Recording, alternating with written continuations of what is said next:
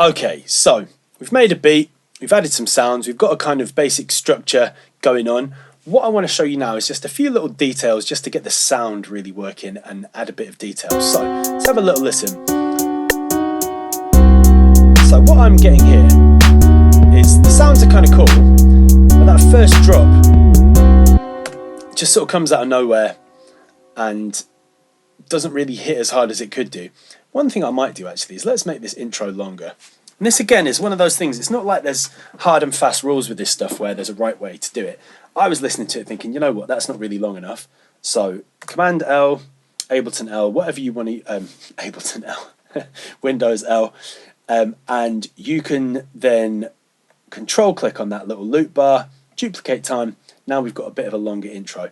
Really good to get into the habit of this cutting time, duplicating time, just making sure the sections of your track are the lengths you want them. And what I'm going to do is I'm going to shorten this clip here just so the drums stop before the drop. Cool. Now that's looping, so you didn't get to hear it go into the drop, but straight away, anytime you create a gap before the drop, it really helps to just increase the impact when the bass and the drums do come back. And what I'm actually going to do, can you see I've done it there? Is we're going to do this at the end of every 16 bar section. Might need to zoom in a little bit. Now there's another reason we do this. A, it sounds good, so let's have a listen. See, it kind of sounds good when the drums go away and come back. It also helps the rappers because the rappers can listen for those little breaks in the beat and that lets them know, okay, that's the end of 16 bars. And that's really useful if they're practicing writing the lyrics over and over again. When they hear that drop, they know, okay, it's time to stop and start again.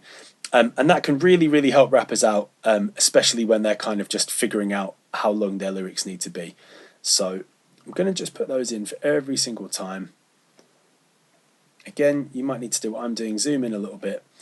And you can see, because we've coloured everything in, it's really easy to figure out where to do this. It's every time the colours change. I'm just going in thinking, okay, there's another one. Zoom in, take that bit out. You could even do it on the end if you want. Cool, okay, so we've done that. We've added some little breaks. The next thing I want to do is start to think about the mix of the track. Now listening to this beat, if I listen to it here, it sounds okay, but I think we could definitely get it sounding a bit more punchy, a bit more energy. So first thing I want to do, this grand piano sounds nice, but I don't actually want to keep all of that sound. I want to take some of it away to make more space for the drums. Now, this is something called subtractive EQ, which sounds really fancy. Basically, if you remember one thing from this video, this is probably the bit to try to remember, because this is going to really help you with mixing tracks, basically getting your tracks to sound good. And it's the key to making your tracks sound nice and loud. So if one of the things you want is for your track to sound loud, to kind of bang when you listen to it in a car or on headphones, what I'm telling you now about how to mix is really, really important. So we're going to drop this EQ down here. Now EQ just means equalizer, and what it really means is you can kind of see if I'm shifting these around. Let's solo the piano, so it means we're just hearing it on its own. Press play, and if I tweak this, you'll see, can you hear what that's doing? The low one is taking some of that low sound out of the sound. And then what I want to do now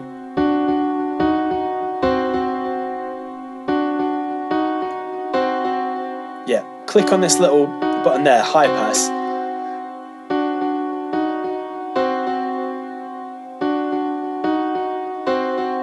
I'm just experimenting a little bit here. There we go. You take out some of the mid as well. Now what that's doing, can you hear? It's giving the piano a bit of a thinner sound, but now if I bring the other sounds back, you should hear.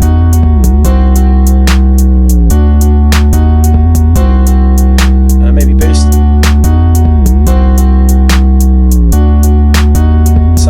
Now listening to it,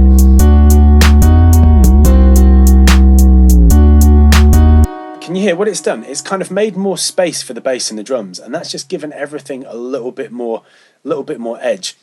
If you want to know a little bit about why that is, there's a little blog that I've written on the VIP site. I'll post the link to it underneath this video so you can check it out, and that explains a little bit of the kind of science behind why that works, but let's not even get into that now. All you need to know is, if you take away the bits of the sound you don't want, it's going to leave space for the other sounds, and that's the key to this. So on the drums, what I want to do is, if we listen again, let's listen to the drums. Now, one of the key things for these kind of rap beats is the bass drum. This kick 808 here is what we're using. And what I want is for that drum to have a bit more punch, just to be a bit louder, a bit harsher. There's a really good little trick that I came up with the other day. If you click on filter here, you'll hear what this does. Let's play it. You can kind of filter it down so it's really muffled sounding, but that's not actually what we're going to use the filter for. What we're going to use it for is where it says clean here, we're going to turn on one of these types of filter. These are emulations of bits of fancy studio equipment. But what that does, can you see that's turned on this little drive button here? And now if we turn this up a little bit, you can hear it's just distorted the sound a little bit. For me, I really like how that sounds, just gives it a little bit of edge. I think that really helps. We might do the same thing, we might put a channel EQ here. Just take out some of the very bottom of this.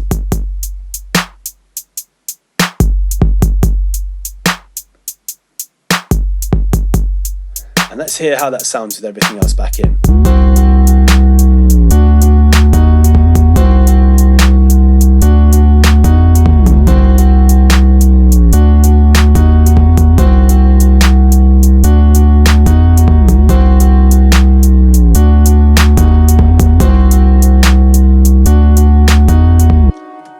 Now, what you can possibly also see is, can you see down here where it says master, we're getting that little red bar there? Now what that means is this is all now coming out a little bit too loud.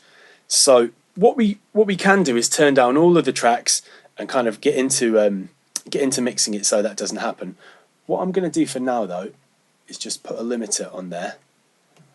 And what that does is just turns those loud sounds down a little bit to make sure it's not distorting on the master. And if you want to hear what your track sounds like with a bit of mastering,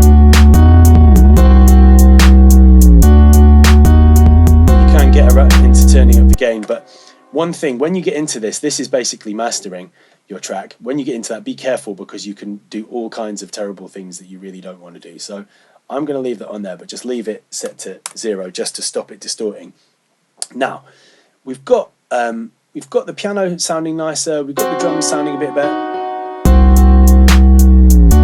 I might now get into actually mixing the levels. So you see these blue bars here, that's the volume, that's how loud each track is. Now I think maybe the bass there is just a little bit too loud. So let's try turning the bass down a little bit. Funnily, sometimes turning the bass down can actually make your track louder. That's one of these things to do with mixing where, because the bass uses up a lot of energy, you think the energy that the sound system or the headphones are using to make the sound, bass uses up the most energy. So if you've got a really loud bass in your track, you might want to make your track really loud, make it really bang. Actually putting too much bass in there will make your track really quiet. So you've got to be careful with some of that stuff, because you might think, oh yeah, I'm going to turn this up and it'll sound great. Actually, sometimes turn it down and see, you might suddenly hear a bit more of the drums, a bit more of everything. It might all get a bit louder. Right, so let's have a listen to that now.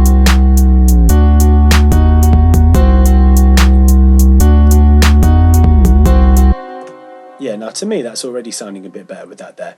Now I'm going to show you one other little trick which I quite like, which is using something called a riser. It's a kind of sound effect, and you use it to let people know that the drop's coming, that the bass is about to kick in. So if we go to sounds, if we just type in the word rise and then go to effects. In fact, let's not go to sounds, let's go to samples. Here we go. Now you've got these two sounds.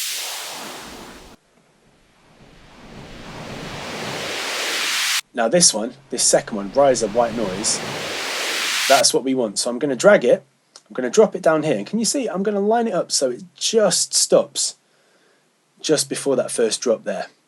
Okay, and what I'm also going to do is I'm going to turn up a little bit of the reverb and a little bit of the echo that we used earlier, and you'll see why in a second. So let's have a listen to this track from the start and see how this sounds.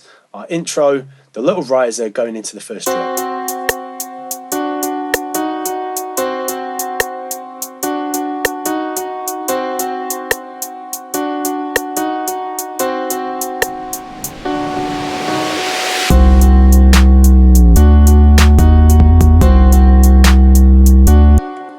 yeah, now to me that's starting to sound pretty cool. What I would probably do is hold down Option or Alt on your keyboard, and you can repeat that riser a few other times. Maybe don't overuse it, but put it in a few times wherever you want to add the emphasis. And yeah, that gives you basically the beginnings of a really good beat that you can then work with some rappers, turn it into a whole track. I'm going to show you quickly just how to export that, because obviously we want you to upload these, send them into VIP, let us give you some feedback on them. So what I did, I extended the loop all the way to the end of the tune. I've clicked this bar at the top and you can see it all kind of goes white like that. That means it's all selected. When you've done that, what you want to do is go to Export Audio, and then down here, select MP3 and turn this one off. Turn off encode PCM. PCM's an AIFF or a WAV file. If you want a higher quality copy of it that you're going to put on SoundCloud or whatever, you can do that. But to send it into us, MP3 is great because easier to upload. Hit export. It's going to save that onto your desktop, and then you can go back to the VIP site as usual, click on the blue Send Us Your Tracks button, find the file that you've just exported and send it in so we can have a listen to your beats. And yeah, hopefully get you a track of the month, enter it into some of the competitions, get something happening. Who knows, might be the start of your career as a rap producer. So yeah, good luck with the beats and looking forward to hearing them.